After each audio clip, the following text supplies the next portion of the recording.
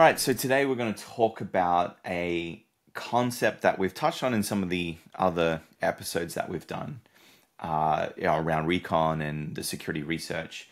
And this is the concept of shadow exposure, or this idea that third-party software is the real shadow IT. So we're going to dive into that a little bit more. And maybe a good starting point is to just talk about like the concept of shadow IT. And where that comes from and why that's a thing. So historically, shadow IT has really been about unknown assets, inside your attack surface. The marketing website that gets spun up by the marketing team without security knowing about it, or the IoT device that gets plugged in on your network. And that was really where it came to sort of prominence around the IoT sort of security craze not too long ago. And the idea being that, anybody could plug some internet connected device in on your network. And, a lot of the research that was coming out at that time was, these devices had vulnerabilities straight out of the 2000s. It was that kind of vibe. And so there was a lot of talk at the time around shadow IT, and in a way, like, shadow IT, some of it was just, vendor nonsense, I think, particularly around the IoT side, less so OT as it related to, more of those style of networks. But certainly from a corporate perspective, some of it was a little bit overblown. Some of it's genuine though, right? Thinking about, the prevalence of or the sprawl of attack surface from cloud infrastructure as an example, that's a very real issue. But there's a lot of processes and tooling now that people have adapted, whether it's ASM products like ours or other processes, where they can start to get a handle on the real sort of or the true kind of risks with, I guess, traditional shadow IT. But one of the areas that we think is still a blind spot is this idea of third-party software being the real shadow IT. And it's kind of an interesting concept, because when we talk about third-party enterprise software being the real shadow IT, everybody's like, what the hell do you mean by that? That's stupid. We spend millions of dollars on some of these tools. We go through an evaluation, an RFP process, and multiple layers of approval. Like, where's the shadow part there? And I think, to clarify that point, what we're maybe really talking about here, and maybe a better way to express this idea, is the idea of shadow exposure more so than just shadow IT. And really it comes down to this idea that these, this widely deployed third-party software, most organizations don't really have, true visibility into what exposure that's bringing to their attack surface. Now, we'll talk about some examples, probably as part of this, but, just to give, one example of something recent that we did was like the ServiceNow research. And, that's basically, everywhere, because it's a gigantic company. Everybody uses it.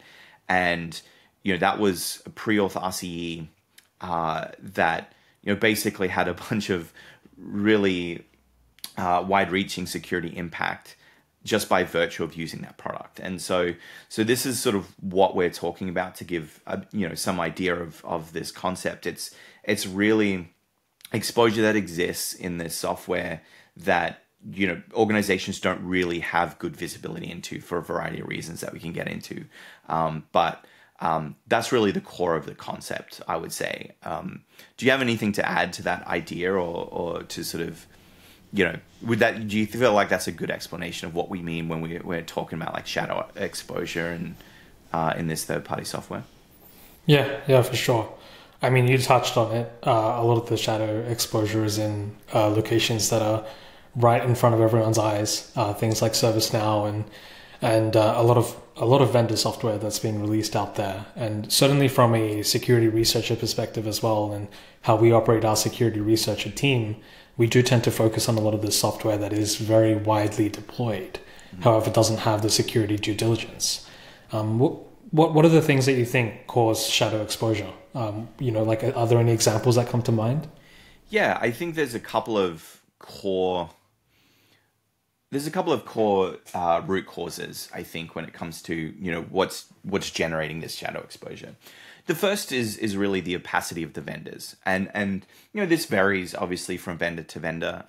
Some vendors are better than others, right? But broadly speaking, vendors aren't necessarily incentivized towards providing that visibility or that transparency at the end of the day. Most of the time, they're trying to, I guess, not necessarily hide it, right? I think in a lot of ways, you can't really do that these days, but they're certainly incentivized to be a little bit more opaque when it comes to this sort of stuff. And, examples, security advisories that give no detail. Things like trying to shut down security research and tie up researchers with, NDAs and legal threats and things like that. It's, that's a little bit more on the extreme end, right? But like, generally speaking, I think there's a culture of being opaque with their customers when it comes to the security of this vendor software. And I think then the other side of it as well, in terms of the root cause, is there's poor process and tooling, I think, from a customer perspective, to be able to understand this, right? There's a heavy focus on things like security questionnaires and self-attestation, whether it's like SOC 2 or other things, or just, less formally stuff that, the vendors put out about the security of their products. And these are not necessarily really effective to understand the true exposure, right? So if you take a security questionnaire, I mean, putting aside like the obvious, which is people can lie on those, or at the very least exaggerate. Often, they're focused on, broader ideas rather than actual exposure. What's your process for this? What's your process for that? And, you can have a good process by design. Doesn't mean that you're going to follow it, and doesn't mean it's necessarily, effective in practice. And so it's very limited in terms of what you can do there. The other thing that I think organizations commonly use are these sorts of security credit agencies, right? Where they'll say things like, it'll be a tool, it's a SaaS product, and they point a vendor towards it, and it gives them a security rating score. And I think the effectiveness of these ratings, or the actual correlation between these ratings and the actual security of these products, or even the organization in general, is tenuous at best, is usually non-existent, right? They're looking at a very minimal slice of their own attack surface. They're not looking at necessarily the products that are deployed inside your attack surface. And, they're looking at basic stuff, right? Basic security hygiene on their sort of main website and things like that. There's not necessarily a strong correlation. Like, you get an A or a D doesn't necessarily mean that your products are more or less secure. It doesn't necessarily mean that, in a lot of cases, that you're even, relatively better or worse than anybody else. I don't think it provides security teams with enough insight into the actual security. And, and then there's sort of reactive processes, so which aren't really great, and we can touch on a little bit more detail. But yeah, I mean, you've had a lot of experience, right, with, say, the first point around vendors and vendors being opaque, right? When it comes to, we do a lot of security research here at AssetNode. Even before we started AssetNode, right, you're submitting a lot of stuff to vendors.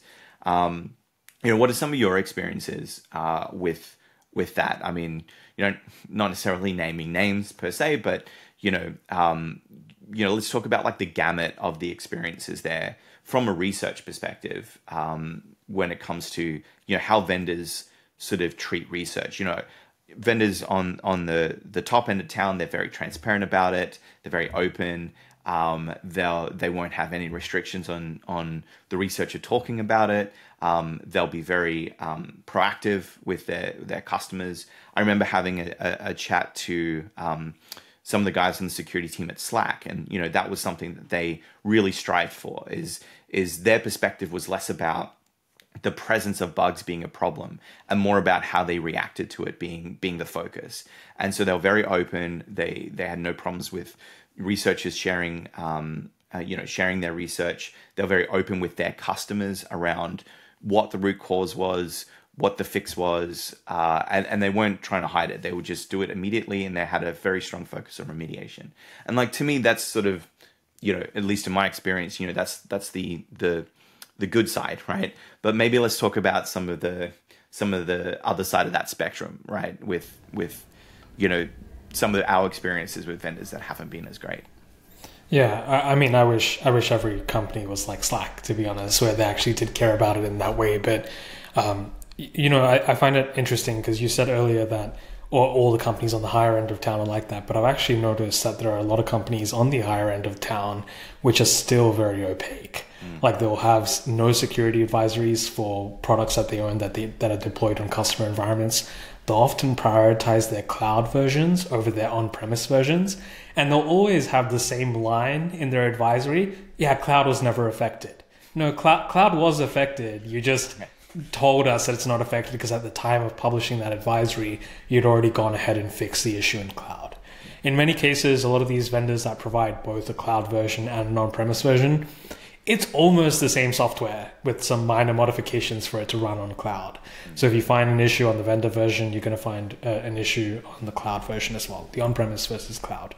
So yeah, I mean, the opacity in these vendors is in many cases quite extreme. And, even something that we have, dealt with internally from our security research process perspective, where we make sure that we can attach a policy with our security research whenever we send it to the vendors. This is also something that's becoming more and more difficult as time goes on, as vendors start taking on bug bounty programs, not as a mechanism to reward researchers, but rather as a mechanism to stifle researchers from publishing their research. And, as soon as you submit something via a bug bounty platform, you are now beholden to the terms and conditions of this platform, including the fact that you cannot disclose anything without explicit permission from the program that you're submitting to. So in many cases, I've also seen researchers not being able to disclose their research because they've gone through this route of, I'll potentially try and get a bug bounty out of it or whatever it may be. And then that's too late. At that point, they've already submitted the research there and they can't even publish their research at the end of the day. So as much as, a lot of people kind of glorify bug bounties as being a really great, great innovation in the last 10, 20 years, it's also taken us a step backwards from the disclosure perspective, from the sense that now there are some real ramifications if you report something via a program. And I think a lot of people, the big problem is a lot of people just aren't aware of what that actually means from a security disclosure perspective. Yeah, do you have any thoughts on that? Yeah, no, that makes a lot of sense. And I mean, this is something that we've been, doing and understanding for many years, right? But it does contribute to this idea of shadow exposure in a way. Hey, submit to our bug bounty, or even just security teams trying to route you to the bug bounty submission form, even if you reach out to them directly. They proactively try to route you there, and and I think that in a lot of cases, some cases it might just be simply that's just a simpler input into whatever processes and workflows they've set up, to deal with these sort of submissions.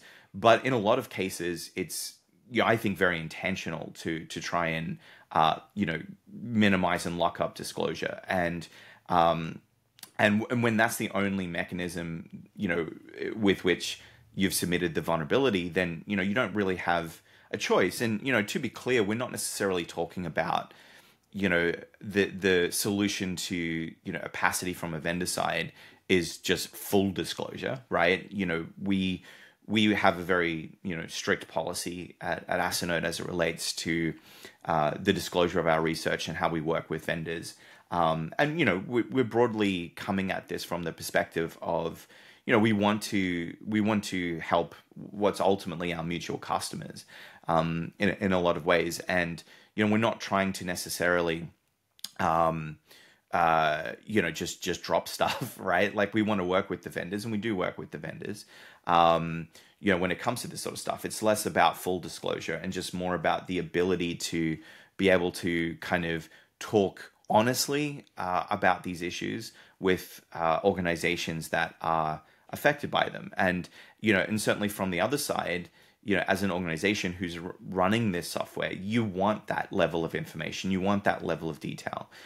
You don't want it to be kind of confused, and because that just adds to, a lack of understanding around, not only what the exposure is, but also how to deal with it effectively as well. And maybe that's a good segue into thinking about some of the other processes, right? So we spoke a little bit about security questionnaires and self-attestation as being sort of the most common, mechanism for trying to, at least on some level, proactively understand the exposure of this sort of vendor software as it's coming on board. Maybe they'll do that, on an annual basis or something like that to refresh that. But it's not really focused on the actual underlying exposure in these products. It's point in time. And it's overall not necessarily super effective. It has its benefits, but not necessarily at covering off, shadow exposure. And then the other side of it, right, is if you think about that being the proactive side, you've got the reactive side, and that's also not really great, and we've spoken about this in other episodes.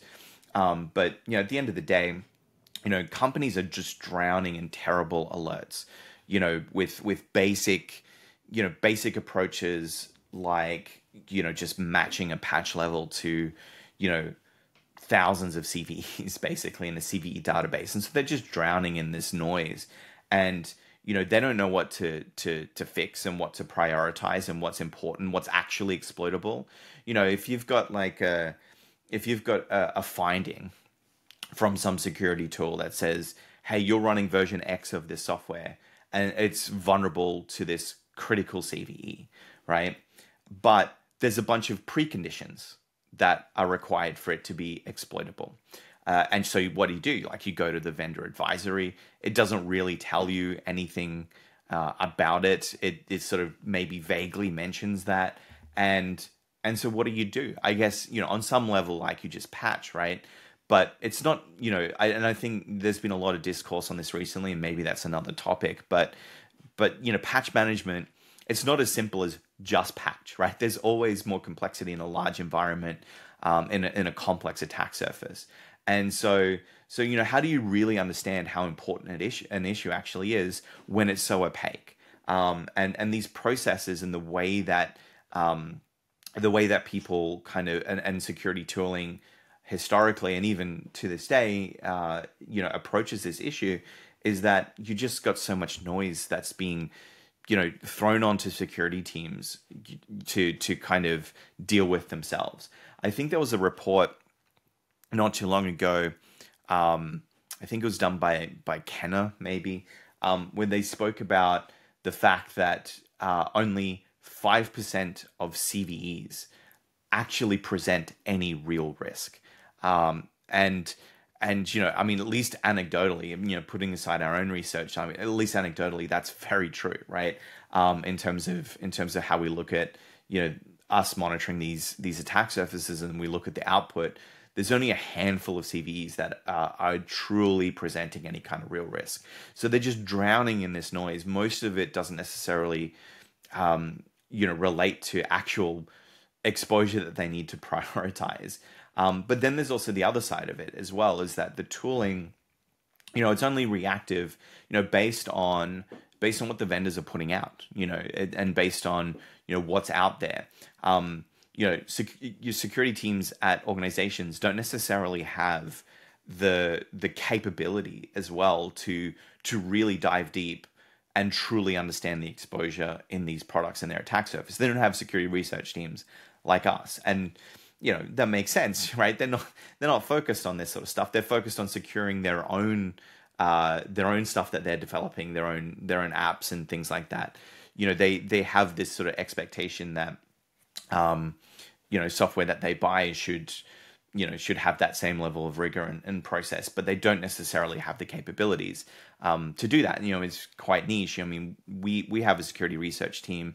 Obviously you do a lot of the security research as well. And yeah, I mean, it's a niche skill set to be able to, particularly for some of these, larger enterprise systems, to be able to get to those vulnerabilities, right, and get to the true exposure. Yeah, and I think that's honestly one of the big reasons why our customers really love us and what we do, is because we provide that due diligence on a lot of these vendor software that they've got deployed on their attack surface. And we're kind of like the APT before they get compromised by an APT kind of thing. Yeah. And we do all of that work, and we've been doing that for a very long time, and that's something that's really pioneered by us in the attack surface management space. And definitely something I'm really proud of with what our security research team is capable of. But going back to that topic about what you're talking about with CVEs, what I find really funny about CVEs is that there's just so much stuff that's not covered by CVEs. And that's really a lot of what we find on attack surfaces of our customers. There is no real CVE associated with that technique or that specific attack vector or that misconfiguration. But these are real security risks that organizations need to attend to. And I think, obviously we can talk about it in another episode where there's a lot to talk about with CVEs and EPSS score and things like that. But there is a huge amount of exposure which cannot be calculated through a CVE or has CVEs associated with it. But on the topic of security research, I mean, this is what we do. We provide that confidence to our customers that we are looking at all the vendor software. And it's really funny because, what we often see is customers put a lot of stock in big brands, big software, widely deployed software.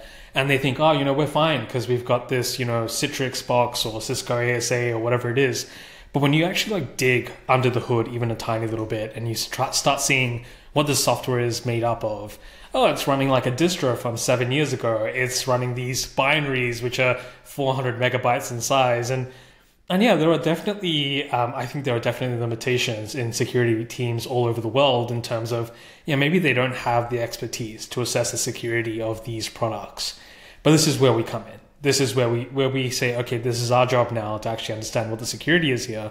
And this is why we have people that are experienced in binary exploitation, which is why we have people that are experienced in web application security and source code analysis, is specifically so that we can assess some of these very, very complex software to see if there are any security issues or shadow exposure. Yeah, and then drive ultimately, not only effective security outcomes for our customers, but also, to help improve the security of that software, right? We do a lot of security research, but it's not like, say, I guess the more shadowy world of exploit development for, say, law enforcement or intelligence operations and things like that, where they're trying to have long-lived vulnerabilities so they can use them operationally. I mean, at the end of the day, our bugs get reported to the vendor before anybody else knows about it, right? And the idea is that it's going to get fixed.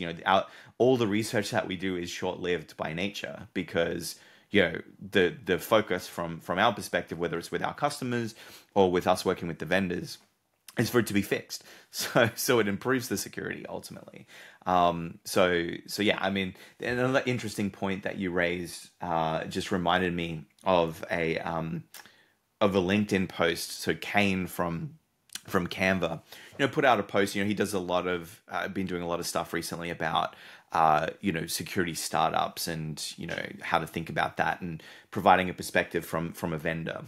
And one of the topics that he mentioned was if you want to sort of be a smaller vendor that gets into a large vendor, right? It's a smaller security startup. Think about your product and how deep the internal connections need to be, because vendors don't trust necessarily that smaller teams have the level of maturity when it comes to the security of their products when they're asking for deep internal integration and things like that. And what was really interesting about that is, I kind of commented on that and I thought, what's really interesting here is that this base assumption that a larger company and these products that these products built by larger companies and more established companies have somehow better security at the end of the day, because that assumption is not necessarily based on anything real. And I think this is sort of what I'm getting at with the questionnaires, right? It's not necessarily based on anything actually tangible in a lot of ways, or at least directly correlated or related to the actual exposure. You know, the idea that a larger vendor has better security, and thus there's less less of an issue with a customer or an organization deploying that internally in their attack surface, is just based on these things that don't correlate to security. Like, oh well, they're big, right? They make a lot of money, and so thus they must spend a lot of that money on security. Or no, they're a very big company that's in a lot of other big companies as their customers, and thus they have a real incentive to be proactive about security and to be transparent and upfront about it. And it's like they do have an incentive to a certain extent, but that doesn't necessarily mean that they actually act on that in the ways that that would be effective for their end customers, right? As we discussed earlier, they often act in ways that they're incentivized to not have those issues, but they don't necessarily act on that by fixing all the issues and being open and being transparent about that and being proactive about that with their customers. They're often just very opaque about that and try to avoid customers understanding the true extent of some of the exposure in their products. And so it's kind of like, that assumption, I think I would challenge as something that, should be an assumption that people actually rely on when they're making these decisions. And certainly that's borne out, I think, in terms of the kind of vulnerabilities and kind of the research that we've done over the years and the things that we've found. And maybe that's an interesting point to dive a bit deeper on is some of the examples of what we're talking about here when it comes to shadow exposure. And I think a few key characteristics for us in terms of how we think about this and how we think about shining a bit of a light on it is we're looking at one software that is widely deployed, for starters, right? It has to be prevalent, across attack surfaces. Two, it needs to be something that, is of critical importance to an organization typically, right? So whether that's something like, ServiceNow that's used by every team, or whether it's like a VPN appliance that's used, to broadly there, that serves a critical security function.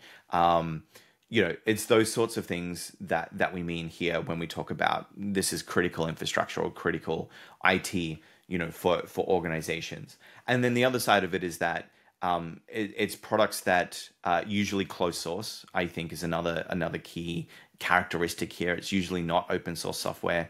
And it just doesn't seem to necessarily have had the scrutiny, right? So there's a lot of software that fits that bill, right? A lot of Microsoft software, a lot of companies like that. But a lot of those products also get a lot of scrutiny from a security research perspective. But there's a whole vast array of products that fit that bill that clearly don't have a lot of security research attention for reasons that are not correlated or not because of the strength of the security of those products, right? It's things like, well, we don't give access to this to anybody unless they pay a 6 or 7 figure contract to us, right? For starters, it's things like that mean it hasn't had the security research scrutiny more so than it's of a certain standard. And so that's sort of the characteristics in the high level of what we talk about when we're talking about this sort of software and the shadow exposure and this sort of IT. But do you want to dive deeper and maybe into a couple of examples so it gives a it gives a more tangible sense of the kinds of shadow exposure. Yeah, for sure. And one of the things that I'm most proud about with what we've done at AssetNode over the last 6.5 years now, is we focus really heavily on impact in all of our research. Everything we've published has really direct impact, really actionable, really practical. Nothing is theoretical. Nothing is just blogging for the sake of blogging. And we're straight shooters in that respect. And that's how we operate our security research team. That's our blueprint, and that's how we do things. And there are definitely a lot of other people in this space, in the attack surface management space, that are kind of copying that blueprint and trying to mimic that. But one thing that I've found is really that attention to detail in terms of the impact in the pre-authentication attack surface is what we've really done really well at. And when we first started, I think that we were focusing on all sorts of different products. But as time has gone on, we've really honed that in to be that most critical, most widely deployed software. So as you said, examples of that, we're looking at VPN appliances, things that are being deployed quite readily, your Fortinets of the world, the Cisco ASAs. And look, there's a lot of things that we don't always get to publish or always have published. There are a lot of vulnerabilities that we've discovered from a security research perspective that are still unique to us in our platform and available for all of our customers. But yeah, the VPN appliances, we're looking at MDM software like JAMF, for example. We're looking at the ticketing software, your Jiras of the world, the ServiceNows of the world, even Wiki software, Confluences of the world. And, I was speaking to someone in the last few months who works at he's like a full-time exploit developer. And, sometimes they'll get tasked on like Confluence for a whole year. And that's like their one job, is like they have to find vulnerabilities in Confluence. That's it. But one of the things also that I think is worth mentioning is how clean our disclosure process is. Like, we're not looking over our shoulders. We're not really having to worry about that, because we're following a very strict and clean disclosure process with all of our vendors, which goes to the point that a lot of our vulnerabilities are short-lived, like you mentioned earlier. But yeah, the vendors we're looking at are the critical software on the internet. We are looking at things that are widely deployed and quite critical. Yeah. I mean, you've seen with a lot of our research is that, once it does get published, right, it ends up on CISA's Kev list, and it's because of the nature of the impact of those issues that they get there. But just to give some examples, you've mentioned ticketing systems and and document storage. VPN appliances, right, is another one where we've focused heavily on secure file transfer. We had the RCE in IBM ASPR Fastback, and that's a good example, right? That's software it's not like it's an open source product. It's used in large organizations in very critical ways for very critical file sharing, basically, and it hasn't had a lot of security scrutiny, just in general, because it's so hard to get access to that. And it's used by these organizations for very critical processes. So that's a source of like shadow exposure, because it's not clear how much exposure is actually in these systems just currently, but also in general when they're making these purchasing decisions. Other examples, there was the progress bugs that we had.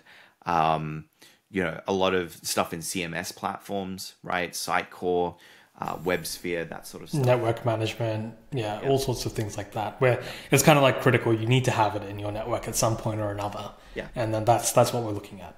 Yeah, and there's different vendors, right? But a lot of these, fall into these sorts of categories, right? Where somebody's got some product in their space, right? And they're using it for critical workflows or from a security perspective, critical points in the security architecture as well. So, so that's an example of the kinds of software and the kinds of issues that we mean when we talk about shadow exposure.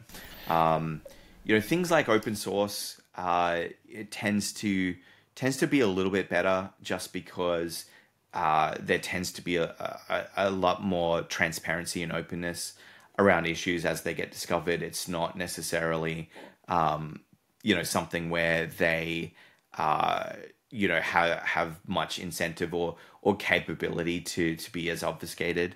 But what do we do about it, right? So ideally, we'd live in a world where vendors are just more open and transparent about the security exposure in their products. They're less concerned about saving face and more focused on this sort of process generally. But we don't live in a fantasy land. So what can we do about it? I think there's a couple of things that I would sort of say. One would be focus on improving process and capability, right? The first would be focusing on exploitability. So understanding what the real exposure is. Think about your process to get actionable outcomes basically. Try to really understand the points where shadow exposure could exist in your attack surface, and either build or buy capability that gets you ahead of the curve if you can. And that's one of the things when we talk about how we do things and why we do the 0-day research and why we focus on shining a light on this shadow exposure is when we find an issue like this, we report it to the vendor, then we put in our platform with a mitigation for our customers. And so the benefit there is that they're ahead of the curve. I mentioned the ASPR Fastback vulnerability. That was a good example of this. We reported it to IBM, and we put the check in our platform, so all the customers that were affected, they saw it, and they applied our mitigation, and so they were good. And then eventually a patch was released, and then there was some uptake there, and then we released our blog post. And once the blog post was released, everybody scrambled at that point to sort of deal with it. Especially it started showing up on the Kev list and things like that. But for the customers that we'd worked with, right, they could rest easy, right? They'd been fixed for a long time. And so we're not necessarily saying, well, just by us, but certainly definitely wouldn't argue with you if you wanted to do that. But I think the idea of what we're going for here, and the idea, maybe the concept to focus on, would be thinking about more proactive measures to identify this kind of exposure.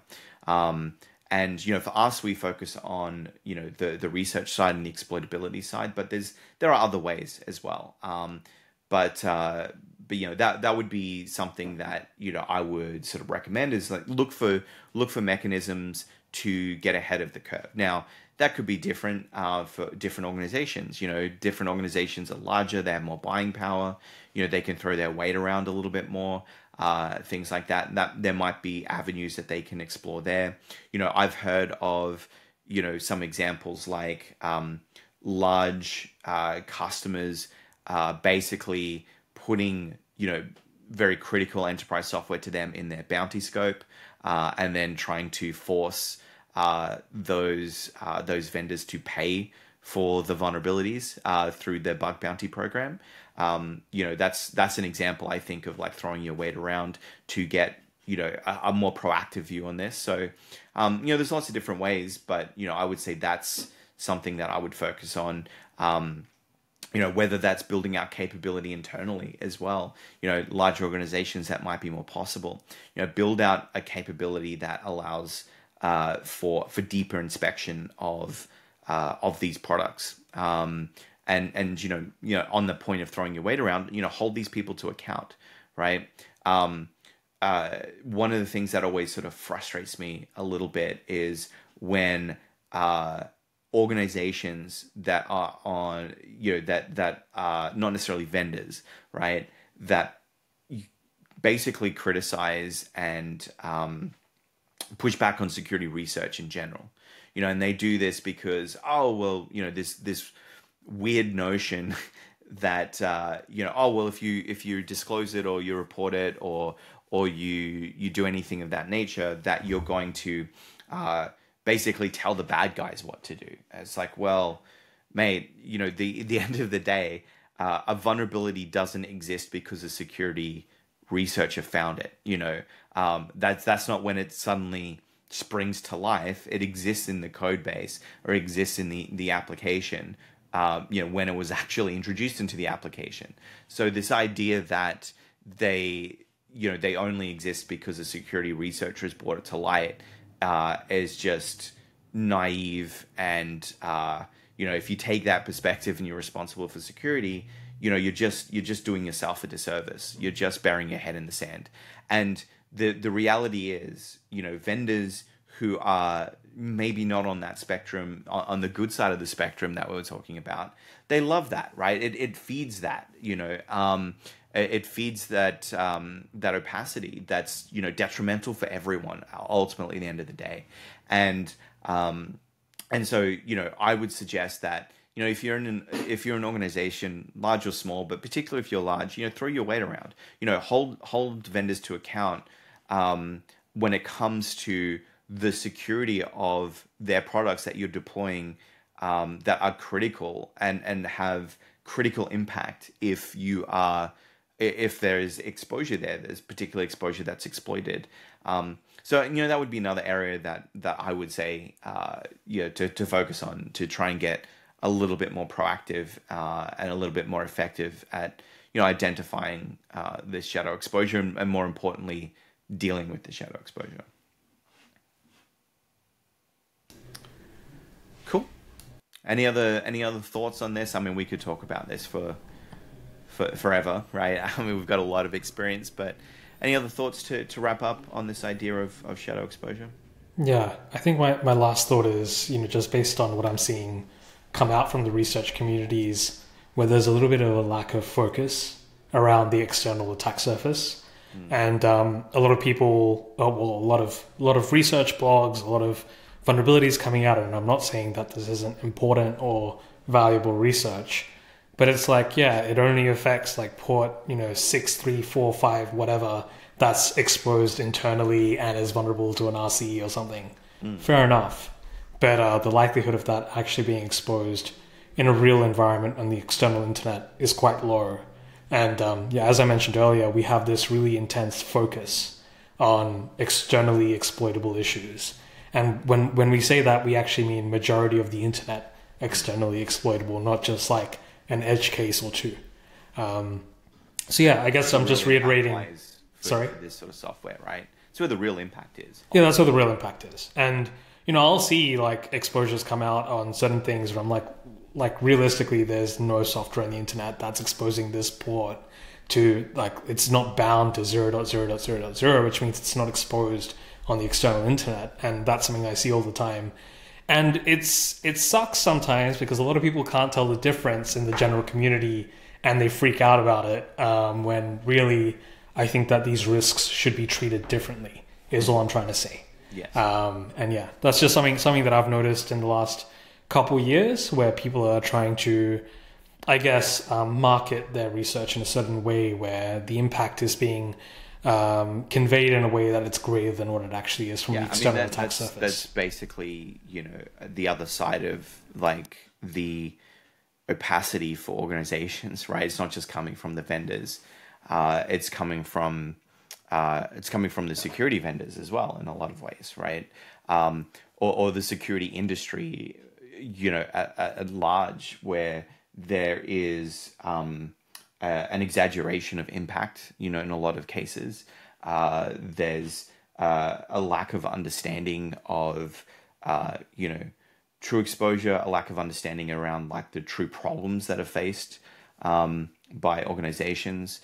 And this is a topic we can probably dive into a little bit deeper in a future episode. But a lot of things like there's a lot of solutions now that I'm seeing like say EPSS is a good example. It's just basically a solution that's been developed by vendors for a problem that they created in the first place, and so there's a lot of that kind of nonsense, and I think that doesn't help customers either, right? It doesn't help organizations. The opacity is not just from vendors, as in like the vendors of this software. It's also from the security community, generating this kind of noise that makes it harder to see the true exposure as well. So, but that's probably a topic for another day. I think we can wrap it up there. Thanks. Great episode. All right. See you later.